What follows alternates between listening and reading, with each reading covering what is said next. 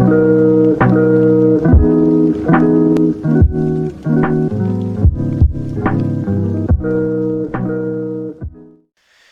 folks, what is going on? RedMaster here, and welcome back to another video. A bit of a different setup here for me. We're not in the game, of course, this time over on Discord, and we've got a very special guest with us, that being Vectivus. Is that how you pronounce it? I never really grabbed the pronunciation correctly, but is that the way you're supposed to say it? That's correct. All right, perfect. So glad I'm off to a good start here. And for those of you who might not be keeping up with us on Discord, our community Discord, he is actually a newer addition to the Red Team Games development team, and hopefully he can share a bit of insight with us on the next game. But before we jump into the next game, I just want to give him a minute here to introduce himself, tell us how he became a part of the team and whatnot, and the game's development. So if you want to take the spotlight for just a quick second, it's all yours. Thank you. So, for those of you who don't know me, my name is Kevin, and I have been working on Cards and Castles now since technically late 2018. Prior to that, I was actually working at Blizzard on Hearthstone, and after I left Blizzard, I got involved in. Originally, I was actually working on some additional content for the original Cards and Castles, and in that process, we came to the conclusion that maintaining the original game with the old tools, the old engine, continuing to try to iterate on the existing system was going to be more difficult than working on a new game. So over the course of the last several months at this point, we have been working on I would say like a thematic sequel to Cards and Castles. I don't know if it will actually feel like a direct sequel to people, but it is the same setting, the same storyline, a lot of the same characters, and it's a really, really exciting project. So happy to be here talking to you. Right, and I mean, from what we've seen so far, some already great things in the works here. Where do you think this game is going to go, though? I mean, just working. I know you guys are probably in the very early stages of development, but I think a lot of people are kind of curious on the points that you're going to take this game, because I know there was a lot of potential, or at least a lot of people say there was potential in that first game. But maybe with the second game, do you expect to take the franchise of, Cards and Castles, or the world of Cards and Castles to a bit of a further place? Just any insight on that? Yeah, there's a lot of moving parts to that, but I think what I can say is the original Cards and Castles was very much first and foremost extremely gameplay centric, and that was something that was really important to us as we worked on a sequel.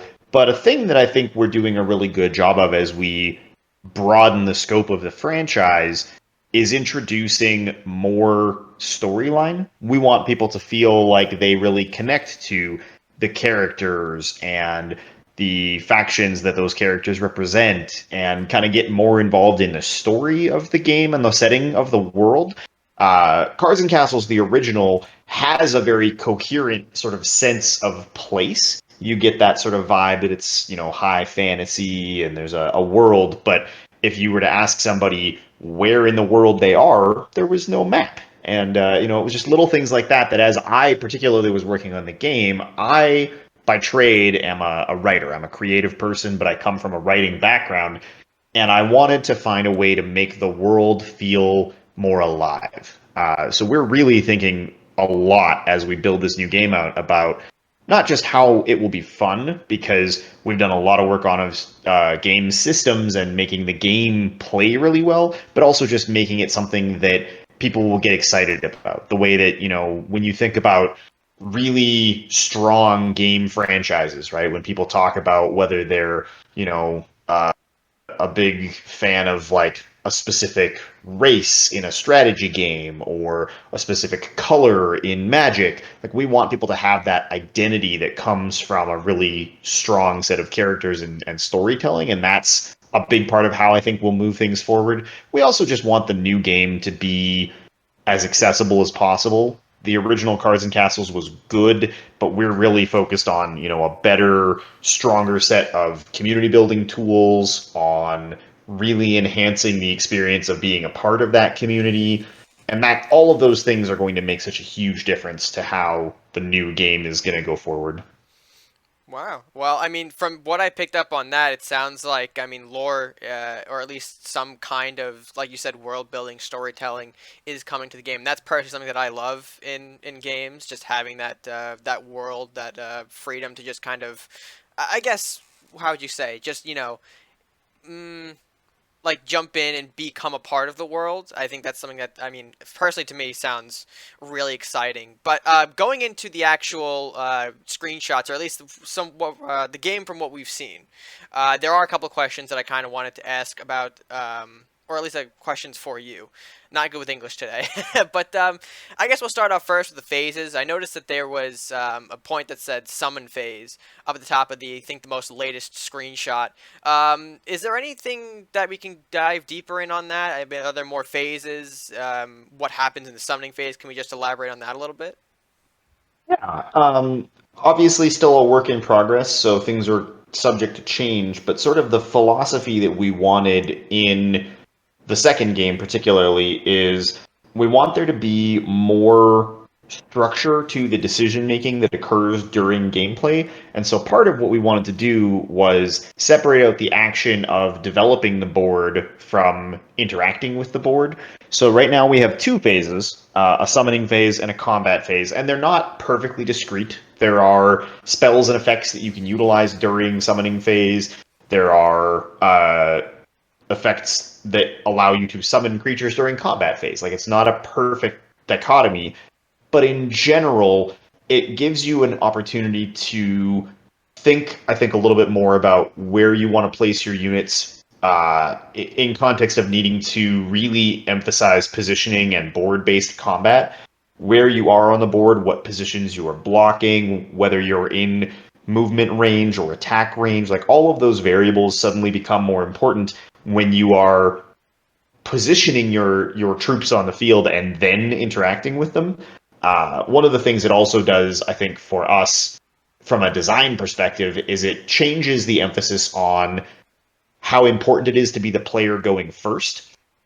One of the nice things about this structure is that there is a pretty substantial advantage to acting first in combat in a game in general.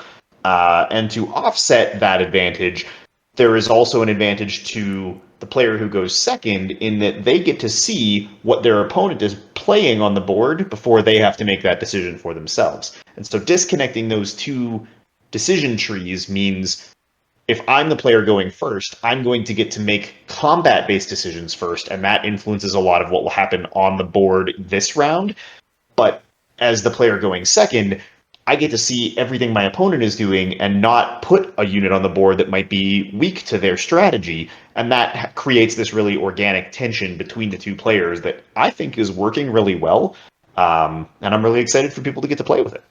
Wow. All right. I mean, I think a lot of people, when they saw phases, I think some initial speculations was something similar to that of, I think, Legends of Runeterra, which took up similar, I think, ideology of the phases. Is there any similarity between what they're doing over here and what you're doing in this game?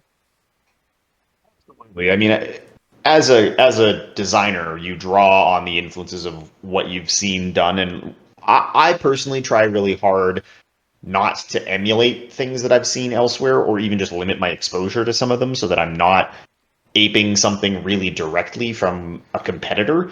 But we have to be aware of what else has been done, right? You want to Right. know what worked for other games, other companies. So there's definitely parts of different systems that we've seen that we like. I think personally, I really appreciated the emphasis that Hearthstone put on reducing the amount of passback that occurs between the two players. They got around a lot of the traditional like interrupt systems with their secrets so that players just got one turn and you didn't have to give the opponent the opportunity to do something that interjects during your opponent's turn. We're still, I think, kind of noodling on how best to do some of that. Right now, we allow certain types of spells and cards to prompt a very brief reaction. But in general, I think the less number of times that you go back and forth between two players in a single round of the game, the better, for a variety of reasons, right? the ease of following, the ability to kind of not have to put your full concentration on the game 100% of the time, which is really important for mobile games, especially. And also, in that same vein, mobile games that with a lot of passback that can be a problem on weaker connections. So we're just trying to think about sort of all of the influences on what is going to make the best game in the larger context of who's going to play the game and how can we make it as available as possible to as wide an audience as possible. Gotcha. Gotcha. All right. Well, sounds fantastic there. Now, I think you also kind of mentioned this a little bit before with how you have spells interacting on different phases. But back in April, you did mention that this game was going to get a new combat system, new resources. Anything that you can sort of delve in now with that?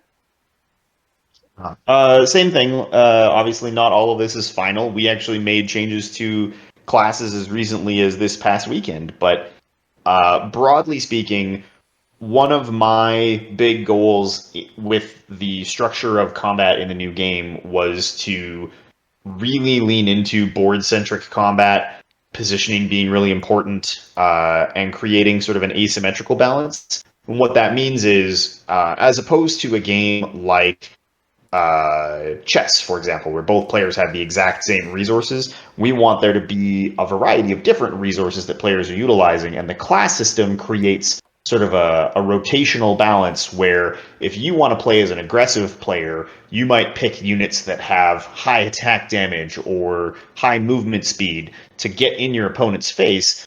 And then a defensive player might say, okay, well, I'm going to choose to use ranged units so that I can kill your units without having to engage in combat with you. And there's all these different interactions between. Right now, we have 11 different classes in the game, and our hope is that each of those classes will do a few different things. They'll create balance for combat, they'll create an identity for players, and they will create that asymmetric balance where ideally, if you want to play an aggressive deck, maybe you'll use flying units as an example, and your opponent to defend against that has to have something that can hit a flying unit. And in turn, if they're able to shoot down your flying units, now you need something that can close the gap between your side of the board and your opponent's side of the board. So maybe you need a knight that has a big shield, or cavalry that can move very quickly.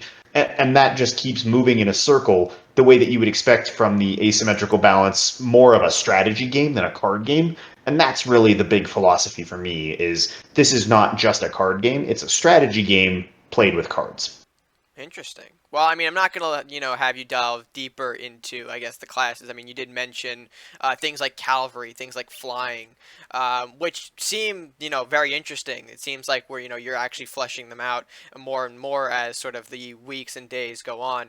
But I do think something that I think might be a little easier to talk about now. So something that I think a lot of people appreciate is the user interface changes that happened. It looks a lot cleaner, looks a lot fancier. Is there any reason that you guys sort of shifted from that classical user interface look in the original game over into the second one? There's definitely, I think, a lot of considerations that go into user interfaces. Right now, obviously, like lots of those things are placeholders as we try to iterate and improve what we are offering to our players. Broadly speaking, though, I think I can say when we look at our user interface, what we want to do is a combination of two things. One, we want to provide really, really good, simple, clear, concise information to players. So when you glance at the user interface, you get all the information that you should need to make a decision. You can see whether a unit is damaged. You can see how many resources you and your opponent have. You can see, quick, obvious game state information like that. We've tried to make our tooltips really concise and simple so that they are easy to follow. Just all of these things that are, I think, really important to facilitating a really strong game experience where when your turn rolls around, you don't have to dig for anything. All the information you need is right there in front of you. The other consideration, and I think this is really important, is user interface actually does a lot in terms of dictating gameplay. and I'm going to use an example because this is something that I pushed really hard on in the development of this game.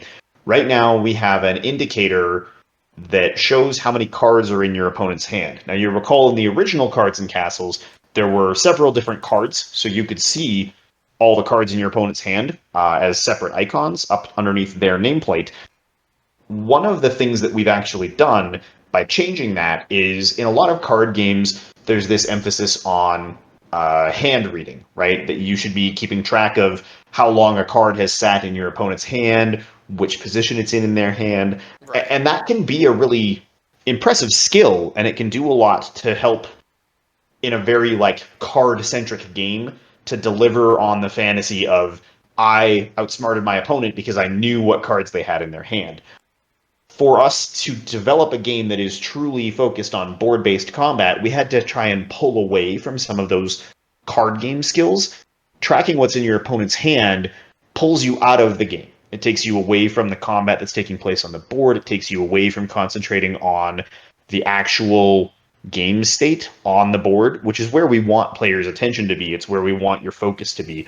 So we just changed the UI so that it's not possible to do hand tracking.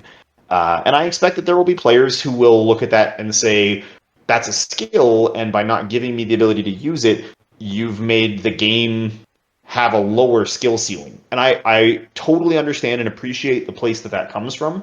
But I think if you look at games in general and you look at the interfaces in most games, what a game offers you and what a game asks of you are two very different things. And so we're trying to focus really hard on asking our players to think through combat and really look at what's going on the board. I don't want players to think that they are playing a card game where the emphasis is on what they've drawn, what they can play next. I want them to think about it like a strategy game.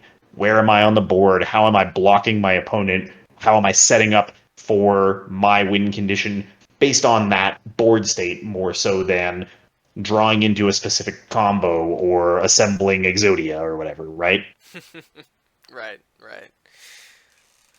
Well, that sounds certainly intriguing there. But also going off of the, I guess, the skill ceiling, usually I think, or at least something that was a part of Cards and Castles 1, obviously we had no sort of history function. We always had to remember what was played, what was on the board, keeping track of what has been played. But I noticed that there was a history tab in the most recent screenshot. Is there anything that you can kind of delve deeper in on that? Is there like, things that we'll be able to see in history, like, the cards played, actions taken, abilities used, anything like that that we can kind of go deeper on? A little bit. I have to preface this by saying that the history functionality is something that's very much still a work in progress. We've tried a couple of different things and we're still iterating on it. But in general, the reason to put a history functionality in our game primarily is just to make it easier for you to take a quick glance at what happened in case there was a piece of information that you missed. It makes it easier to see what units your opponent just played if you can't remember which ones are new or not. It's easier to quickly glance and figure out what spell they just cast, or if a unit attacks and kills one of your units and you had to look away because you were getting off a bus, like whatever that happens to end up looking. We just want there to be that sort of quick reference for primarily cards played and attacks made. Those are the two things that we're really focused on tracking.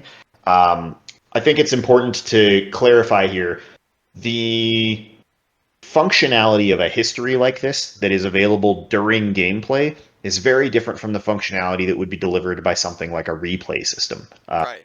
And I'm not prepared to comment on whether or not we're going to be able to do a replay system. We're a long ways away from that. Yep, not But gonna push for that, but go on. just the difference between the two, right, is that a replay would take all of the data from the game, which obviously we can get. We track every action that's taken. So every time you move a unit, every time you take an action, that information is delivered to your opponent and stored in the game.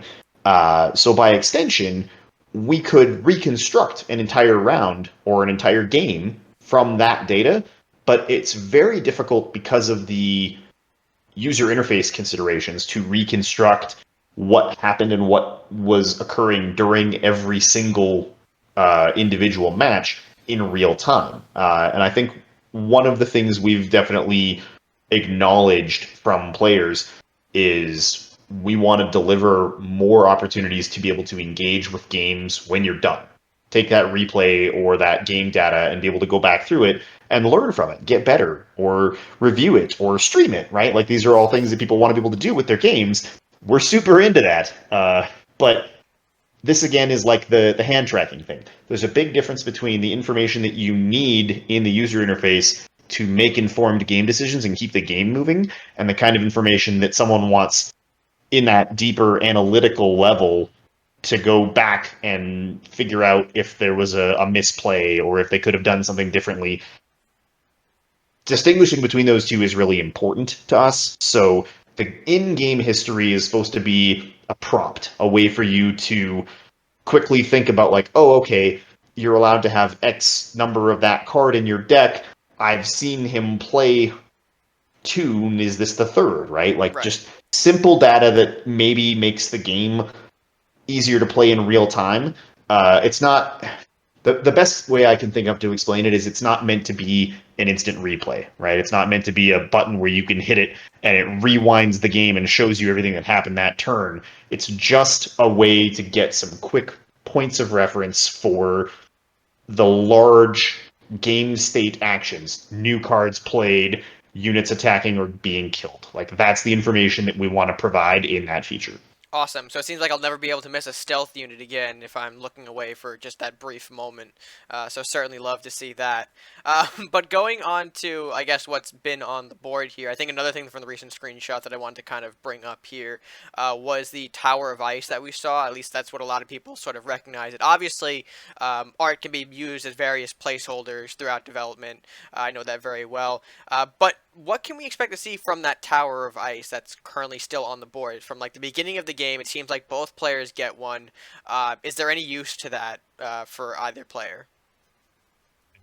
Good catch. So I have to circle back to an earlier question that you asked about our resource system.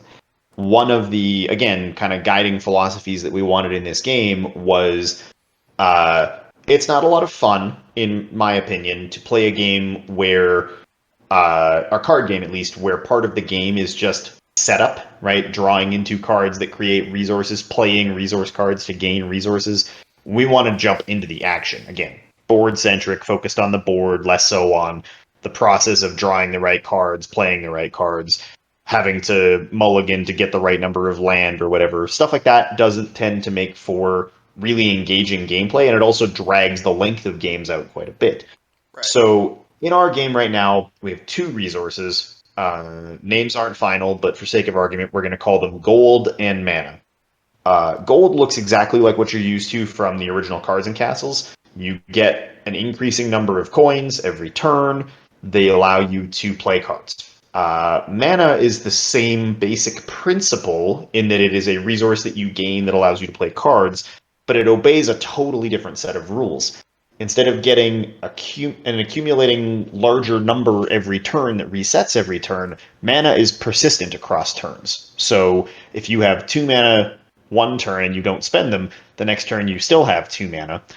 And the little tower of ice that you're describing doesn't have a formal name yet, but for sake of argument, we'll call it a mana tower instead of an ice tower. The Okay. mana tower determines whether or not you get a point of mana that turn.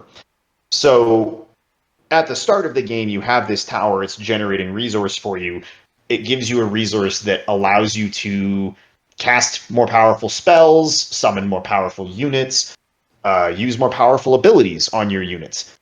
But it's not a resource that you have an infinite amount of. Whereas gold, you know that on turn 7, you're going to be given 7 gold. If you've spent all your mana and you don't have a mana tower, on turn 7, you might just have no mana. And that's a really, really important tension that exists between the two resources because it creates big opportunities to have swing turns where you spend your mana maybe to get an early advantage or maybe to cast a big spell and shut down your opponent's strategy or to develop your board with a more powerful unit that you couldn't play unless you had this mana. It also means that from a strategic perspective, as a player, you now have to think about what is the most important thing I can do this turn? And this goes back to kind of my larger point about board-based combat. If you have one unit on the board and you can hit your opponent's castle or hit your opponent's unit or hit their mana tower, which of those things is the best choice? And that's a really interesting question that, we want people to really spend a lot more time on and a lot of their emphasis on. Um, if I'm in the early game trying to be aggressive, shutting down my opponent's mana tower might be really valuable because they now have to pay to rebuild it. Oh, And that means that until they rebuild it, they're not generating mana. They may need that mana to to use their defensive strategy, right? They might need to be able to develop mana to cast a spell or play a defensive unit. If they can't develop the mana because you're killing their mana tower, that's a big deal. And that opportunity cost creates these little windows of better opportunity for whichever player, depending on kind of what the strategic choice looks like. So I think it's really cool as a mechanic because generally speaking, in card games, with very limited exceptions, you don't get to interact with your opponent's resources. right. And by resources, there's a lot of things I mean there. Like there's the resources you can spend, like gold. There's resources in your hand, like cards. I don't generally have an opportunity to affect my opponent's, rate of card draw. Some games do that in little ways, but it's not like a core game mechanic because, frankly, it's not a lot of fun to Right. be on the receiving end of not being allowed to draw cards. So the mana tower is the one place where, as a part of your strategy, you can affect what resources your opponent has available. You can make them choose, right? On a mid-game turn, if you have destroyed your opponent's mana tower, now they might be in this really tough spot where they could play a good unit to start and try to reclaim the board, but if they play their good unit, they can't afford to build the mana tower, which means they're giving up a point of mana permanently. They're never going to get that point of mana back. Does that exchange work out for them, or is that an opportunity cost that gives you, as their opponent, an opportunity to win the game? That stuff is something I think makes for a more strategic game. And in general, I think it has allowed us to do a lot with the design of our units and our spells because we have multiple competing resources that are kind of they're also narratively designed to do slightly different things, right? In general, as a player, if I were to ask you to think about mana versus something simple like gold, gold to me speaks to I'm going to hire a unit, I'm going to pay a mercenary, whereas mana is like, oh, I'm going to invoke an epic spell, or I'm going to, summon a mythical creature. And so it lends itself to the larger narrative structure of the game, and again, kind of reinforces that storytelling element that we're really excited about. Damn. Well, I mean, that's certainly very, very interesting to hear. Just being able to kind of control the flow of an opponent's resources already just sounds very new and innovative. At least for us, personally, in the CNC world, because like you said, not real a lot of interaction between us and the opponent. We can't really affect their gold or their card draws or whatnot. So that certainly sounds like a system that I'd really want to get into. But going off of, and I think maybe I kind of skipped ahead a little bit here, but going back to the user interface, I think with what we've seen now, obviously nothing is final, nothing is determined, I imagine, within the early stages. But are there any other features that you personally might be pushing for, or that there are in talks of implemented, or something that we can kind of see in this next game when it comes to the user interface? Oh Lord, it's sort of hard to imagine where we're gonna go that we haven't already gone. But I can probably like take a stab at it. I mean, go I for know it. there's a couple things I know we want to do. So like our next big push at this point is for I mean, there are two separate interfaces. I guess we should talk about the interface you're asking about is the in-game interface. So Okay. while you're playing, when you see your hand of cards and all that kind of gameplay information in that interface, I know that we want more customization, right? We want players to be able to choose an avatar for themselves. Again, kind of leaning into if the character that you really identify with in the story is Genevieve, right? The leader of the Crusaders, like you should be able to unlock a portrait of Genevieve and be Genevieve. Like that sounds great. We just finished doing some work to bring in custom castles because that was something that people really liked from the original Cards and Castles. So the ability to choose what your castle structure looks like in the game. We want that to be a part of the game's interface. We're working still on social features, and I know that that's something that's extremely important to us because obviously this is the sort of game that, it'll be fun to play by yourself. It'll be fun to play against people online. But people love games like this because of the ability to play with friends, right? You Right. set up a little tournament with 7 of your friends, and the winner gets $5 from all the losers, or whatever that might look like, right? Like stuff like that, I think is more important to people because when the novelty of a brand new game and seeing a new set of cards wears off, what keeps you coming back is the gameplay being fun and the people that you play with. And I know from experience, if I really love a game, but all my friends quit playing it, I'm less likely to play it. Right. And so we really want to enable people to, see when their friends are online, schedule friendly matches with their friends, have that be something that is a normal kind of core part of the gameplay loop rather than an extra kind of off to the side. And I think a lot of games these days, that's part of the problem is they treat playing with your friends as like an afterthought. Mm. You go online and you play Call of Duty or whatever, and the game's set up to get you in as quickly as possible, keep you playing as long as possible.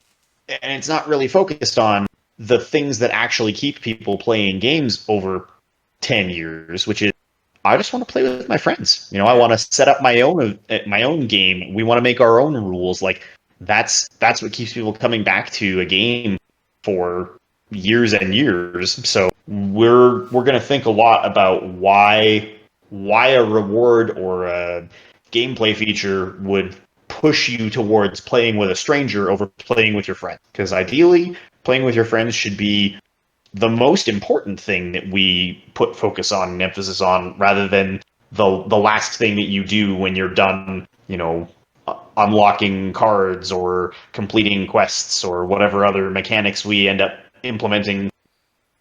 It should be a game that's focused on its community and not just on the faceless online multiplayer experience. Gotcha. Gotcha. So putting more, I guess, behind some of the community, or at least maybe forming a community, if that's sort of a good way to put it. But I think that's going to bring us now to probably my last question and probably one of the most controversial. Obviously, when a lot of people saw some initial screenshots, I think the biggest reaction or the biggest sort of point for people to kind of take note of was the change to the board. Talk us about the decision to change that initial board shape. What prompted the 5x9 to become the 4x10? If you can elaborate on that any further. So I'm gonna be as perfectly honest with you here as I can. Uh, I don't actually know. That decision, I wasn't really a part of it. What I can tell you is that, as we've looked at different things when we are working on the game, we've certainly tried other variations. For a while, it was 4x9, not 4x10. But I think the important thing to bear in mind here is that the shape of the grid and the size of the grid, the number of squares, uh, predominantly impacts gameplay with respect to game mechanics like movement speed or range. The board could be 100 by 100 if units were teeny tiny and could move super fast or very far. It doesn't really matter in the strictest sense, I guess is what I'm saying. It's just a math problem.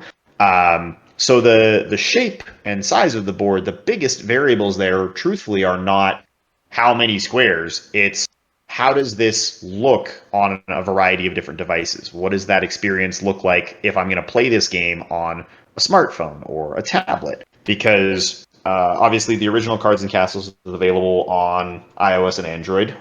We are 100% committed to the new game being on not just Steam but also on mobile.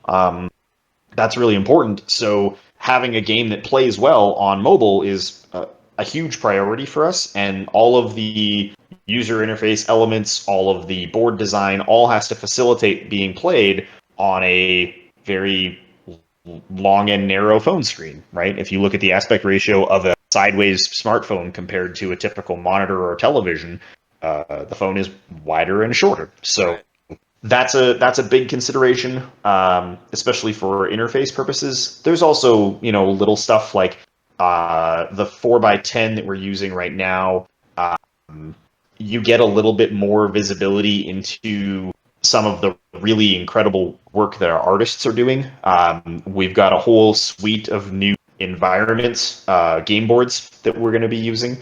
And that stuff, it's just nice to see it. It's nice to not cover it all up. So at the top of the screen where you see nameplates and resources, you also get a really good look at the environment you're in. And like I said, for myself, a lot of that's just about the game world, right? Like when you go and you play on the board that's supposed to represent the desert or the forest or the mountains, like I know those locations.